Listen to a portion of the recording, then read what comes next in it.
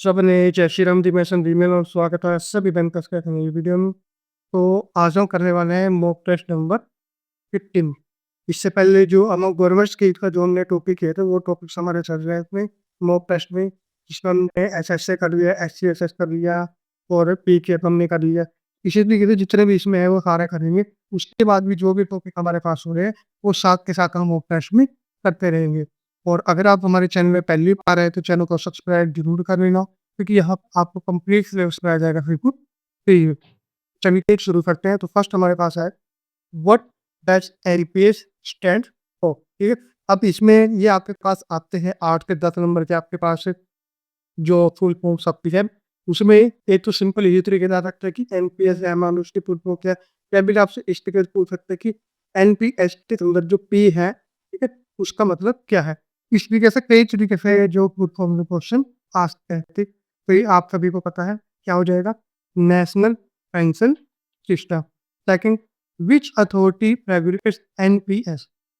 NPS को कौन regulate करता है, तो वो हमारे पास होता है पीएफआरडीए। ठीक है, तो इसके बाद नेक्स्ट हमारे पास आ जाता है कि पीएफआरडीए की फुल फॉर्म क्या होती है। फिर हमारे पास होता है pension fund regulatory and development authority. ये हमारे पास में आ जाएगा pension fund regulatory and development authority. ये उनके पीएफआरडीए को कि पिछले हफ्ते ऐसे ही पूछ सकते हैं कि पीएफआरडीए में आर किसके लिए स्टैंड करता है, इस तरीके से इसमें पूछ सकते हैं। सेकंड आर किसके लिए स्टैंड करता है। Next fourth, minimum age to join NPS. NPS को ज्वाइन करने की मिनिमम एज कितनी होती है, वो हमारे पास होता है 18 ईयर। 18 ईयर के बाद एनपीएस में एनरोल किया जा सकता है। Next, maximum age to join NPS. Maximum age कितनी होती है एनपीएस को ज्वाइन करने की, तो हम ये हमारे पास हो जाती है 70 ईयर। 70 साल जो मैक्सिमम एज होती है इसके अंदर, इसमें कि कोई भी इसको ज्वाइन कर सकता है। नेक्स्ट हमारे पास आता है प्रावा। क्योंकि आज एम है, ठीक है, ये रखा है जब हमने टॉपिक किया था तो उसमें सारा आपने पढ़ा हुआ है, ठीक है, कि प्राण जो पी आर एन जो है उसके थ्रू जो एलपीएस पे जो एनरोल किया जाता है, ठीक है, उसको मैनेज करता है। तो प्राण जो है, ठीक है, वो है एक्चुअल में वो एक्चुअल में है क्या, यानी कि इसकी फुल फॉर्म क्या है। तो ये हमारे पास परमानेंट रिटायरमेंट अकाउंट नंबर। ठीक है, ये जो प्राण की परमानेंट रिटायरमेंट अकाउंट नंबर, ठीक है, ये हर एक पर्सन का अलग अलग होता है। जिस तरीके से आधार नंबर अलग अलग होता है, ये भी अलग अलग होता है। उसके बाद नेक्स्ट है हमारे पास how many digit are there in PRAN. जो पी आर ए एन जो नंबर होता है, ठीक है, जिसके करता आधार नंबर होता है, तो प्राण जो डिजिट है, ठीक है, जो नंबर है उसके अंदर कितने डिजिट होते हैं, तो वो हमारे पास होते हैं 12। वो आधार कार्ड में भी हमारे पास 12 होते हैं। ठीक, तो ये आपको ध्यान रखना है। नेक्स्ट, ठीक, आपके पास इस तरीके से भी आता है, कई बार आपके पास ये भी आता है, आया हुआ भी है कि जो मान लो पैन कार्ड है उसमें कितने नंबर्स होते हैं, क्रेडिट कार्ड में कितने नंबर डिजिट होते हैं, तो ये भी आपके पास आ जाता है। Next, C R A in NPS refers to.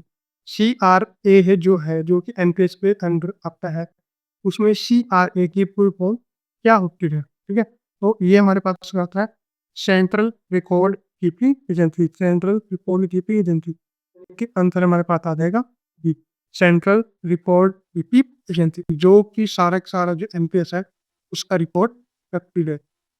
Next, which account की आईपीएस की मैंडेटरी। एनपीएस के अंदर कौन सा अकाउंट मैंडेटरी थी, तो ये हमने पता था कि दो टाइप के अकाउंट होते हैं, टायर 1 और टायर 2। ठीक है, टायर 1 और टायर 2 अकाउंट होता है। अब इनमें से कौन सा अकाउंट जो मैंडेटरी होता है, तो वो हमारे पास होता है टायर 1। टायर 1 अकाउंट मैंडेटरी होता है। ठीक है, अब मैं तो अगर टायर 1 मैंडेटरी है तो ऑप्शन कौन बन जाएगा, टायर 2।